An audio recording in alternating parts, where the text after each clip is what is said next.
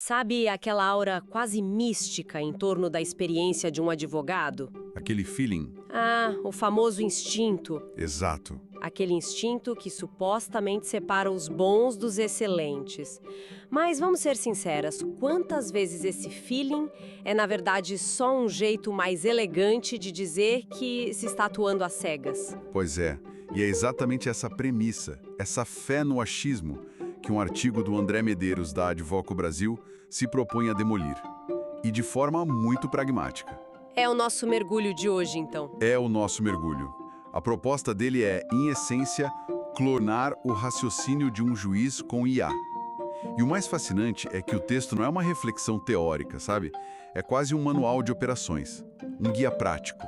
O título por si só já é uma promessa e tanto. A ideia de sair de uma aposta, que no fundo é o que o feeling é, para um plano estratégico com dados concretos. Muda o jogo. Muda tudo. É a diferença entre navegar por intuição e navegar com um mapa, com um GPS. Vamos desconstruir esse método. Então, a análise do André Medeiros começa com um diagnóstico do mercado que, olha, chega a ser um pouco desconfortável, né? Bastante. Ele pinta aquele retrato da petição genérica Ctrl+C, Ctrl+V, da sustentação oral que vem da inspiração do momento. E da audiência improvisada. É um jeito de trabalhar muito reativo. E que ignora a variável mais importante da equação. A pessoa que vai julgar. E esse diagnóstico, embora seja duro, soa dolorosamente familiar para muita gente. O resultado, como o artigo aponta, é uma combinação tóxica. Baixa eficiência, frustração. E o cliente percebendo essa falta de preparo. Mas o que me chama a atenção não é nem só a crítica. O brilhantismo, para mim, está na pergunta que ele força a advocacia a fazer. Como esse juiz pensa e decide? A ênfase no esse. A ênfase no esse é a virada de chave. Tira o foco do direito como uma coisa abstrata e coloca na pessoa que, no fim do dia, vai assinar a sentença. Mas aí eu fico pensando, imagina uma advogada mais experiente com décadas de carreira ouvindo isso e pensando: mas eu conheço os juízes da minha comarca, eu sei como eles pensam. Qual é a falha nesse raciocínio? Olha, a falha é a diferença entre percepção anedótica e análise de dados sistemática. A experiência é valiosíssima, claro, mas ela está sujeita a vieses, a generalizações. A gente lembra mais das grandes vitórias, né? Exato. Lembra das vitórias, das derrotas marcantes, mas não consegue processar e identificar padrões em centenas, talvez milhares de decisões. A memória humana não foi feita para isso. A pessoa tem uma amostra, a máquina pode analisar o universo inteiro. E é aí que a proposta do artigo entra. Certo. E para responder essa pergunta específica sobre esse juiz, ele apresenta a ferramenta. A sugestão é usar o Notebook L do Google, que opera com a tecnologia chamada RAG. Retrieval Augmented Generation. Isso. A explicação no artigo é bem direta, a ferramenta só vai analisar o que é fornecido. Você alimenta com as decisões de um magistrado e ela trabalha só com aquilo. Exato. E vale a pena a gente parar um pouco aqui, porque essa tecnologia é a base de tudo. Pensa no RAG como um consultor genial, mas com uma amnésia seletiva. Gostei da analogia. Ele só sabe o que está nos documentos que você coloca na mesa dele. Se você der a ele 100 decisões do juiz Silva, ele se torna o maior especialista do mundo no juiz Silva. Mas não sabe nada do juiz Costa, da sala ao lado. Nada. E essa ignorância forçada é o que o torna tão confiável para o trabalho jurídico. Então, a grande sacada é que a confiabilidade vem justamente da sua ignorância sobre todo o resto. É uma espécie de burrice inteligente, por assim dizer. Precisamente. Em um ambiente como o jurídico, onde a precisão da fonte é tudo, onde um precedente citado errado pode demolir um argumento, ter um sistema fechado que não alucina, que não inventa informações, é uma bênção. Você elimina o risco da IA ser criativa onde não deve. Exatamente. Ela vira uma ferramenta de análise pura, não de invenção. O artigo usa uma analogia poderosa para isso. É a diferença entre um médico que lê o prontuário específico do seu paciente e aquele que trata todo mundo com um protocolo genérico. O diagnóstico muda, o tratamento muda e, claro, o resultado muda. Faz todo sentido. Mas o artigo deixa claro que a ferramenta é só um martelo, né? O método, o prompt que ele propõe é a planta da arquiteta. Não é só jogar os documentos lá dentro e perguntar qualquer coisa. Não mesmo. Ele sugere um roteiro estratégico dividido em 9 blocos, um verdadeiro raio-x do perfil decisório do magistrado. E é essa metodologia que transforma aquele monte de juridiquês em um plano de ataque, certo? É o que separa a usuária curiosa da estrategista. Sim. A gente pode até agrupar esses blocos para ficar mais claro. O primeiro grande pilar é o que ele chama de jurimetria privada. Ele orienta a IA a analisar o percentual de procedência por tipo de pedido, padrões em honorários, Frequência de concessão de liminares. E isso, na prática, é revolucionário. Pensa bem, o advogado pode descobrir que um juiz específico, em casos de negativação indevida, nunca concede mais de R$ 5.000 de dano moral. ou que ele defere só 10% das liminares possessórias. Exato. Essa informação, antes mesmo de protocolar a ação, muda completamente a estratégia de negociação, a gestão de expectativas com o cliente. A conversa com o cliente muda radicalmente. Sai do acho que temos uma boa chance para, olha, os dados históricos deste julgador mostram que o teto provável de uma condenação é X e a chance de liminar é Y. Com base nisso, nossa estratégia será essa. Concorda? O nível de profissionalismo é outro.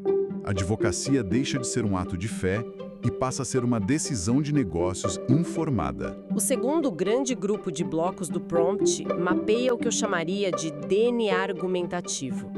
Aqui, a IA é instruída a identificar os argumentos mais acolhidos, aqueles que são rejeitados sempre. E o que é crucial, o tipo de fundamentação que ele prefere. Ele se apega mais à lei, ele valoriza a doutrina, ele segue a jurisprudência de um tribunal específico. Esse ponto é cirúrgico. Porque não é só sobre o que você argumenta, mas como você fundamenta. O artigo diz que peticionar com a fundamentação errada para o perfil certo é como apresentar um laudo pericial sem assinar. O conteúdo pode até estar certo, mas a forma invalida. Invalida aos olhos daquele julgador. E a análise vai mais fundo. O prompt pede para a IA mapear os doutrinadores e os tribunais que o juiz mais cita. Isso é quase receber o gabarito da prova. É como descobrir que o professor que vai corrigir seu trabalho é fã de um autor específico. Você vai citar esse autor, obviamente. Parece óbvio, né? Mas por que isso não é feito de forma sistemática hoje?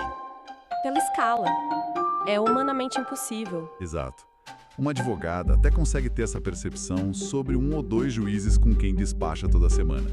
Mas fazer isso para dezenas, com base em centenas de decisões de cada um, é impraticável. A tecnologia viabiliza um nível de pesquisa que antes não existia. Você passa a falar a língua que o juiz já escolheu falar. E por fim, tem o terceiro pilar da análise, que investiga o perfil comportamental. O prompt investiga a linguagem, o tom das decisões, se é mais técnico, mais pragmático. E aqui tem um ponto que eu achei genial. Qual? Ele manda a IA buscar por inconsistências ou mudanças de posicionamento ao longo do tempo. Ah, isso é muito sofisticado. É porque juízes não são estátuas, eles evoluem. A composição de uma turma no tribunal muda, isso influencia a primeira instância. A IA pode detectar que, nos últimos 6 meses depois de uma decisão do STJ, aquele juiz começou a citar um novo entendimento que antes ele rechaçava. Ignorar essa evolução é trabalhar com um mapa desatualizado. Exatamente. Então, o que esse método entrega não é só um raio-x estático. É um filme da evolução do pensamento do magistrado. É um nível de inteligência competitiva que, francamente, parece até um pouco injusto com quem não usa. A palavra não é injusto, é eficiente. O foco muda do que a advogada acha brilhante para o que o juiz considera persuasivo. A comunicação sai do emissor e foca 100% no receptor.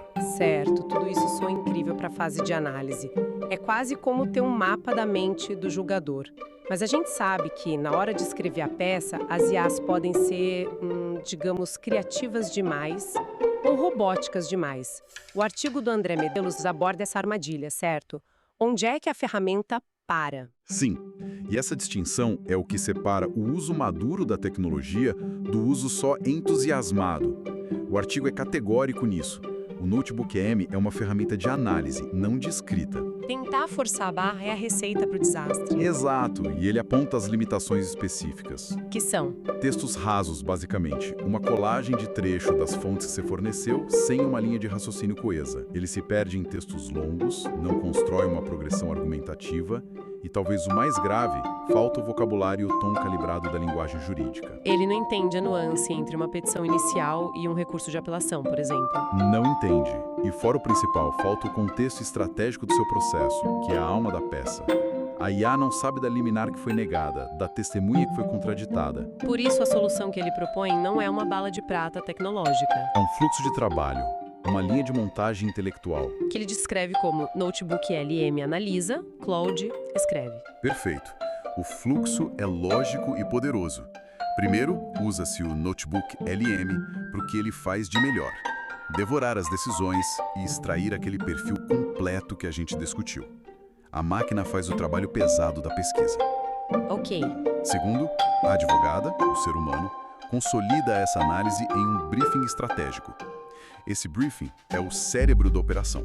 Tem o perfil do juiz, os fatos do processo, a tese, os objetivos. E esse briefing é então entregue a outra IA, o Claude. Por que a troca de ferramentas? A justificativa no artigo é técnica. O Cláudio, hoje, é superior em redação longa e estruturada. Ele tem uma janela de contexto maior, ou seja, ele consegue lembrar do briefing do começo ao fim da peça. Mantendo a coerência. Exato. Ele mantém a coerência ao longo de dezenas de páginas, constrói uma argumentação progressiva e consegue calibrar a linguagem de acordo com as instruções. A análise do Notebook LM vira o insumo para a produção textual inteligente do Claude. E a etapa final, que o artigo frisa ser inegociável, É a da advogada. Revisar, ajustar, lapidar, dar o toque pessoal e, fundamentalmente, assinar. A tecnologia entrega a munição e a mira laser, mas o dedo no gatilho, a responsabilidade final pela estratégia e pelo conteúdo, ainda é e deve ser humana. a inteligência está em saber orquestrar a ferramenta certa para cada etapa. Essa é a frase. No fim das contas, o que fica claro nesta análise do André Medeiros que estamos esmiuçando aqui no nosso Deep Dive é uma proposta de mudança de paradigma. Totalmente. É sobre sair da advocacia do achismo para a da personalização em escala. Exato.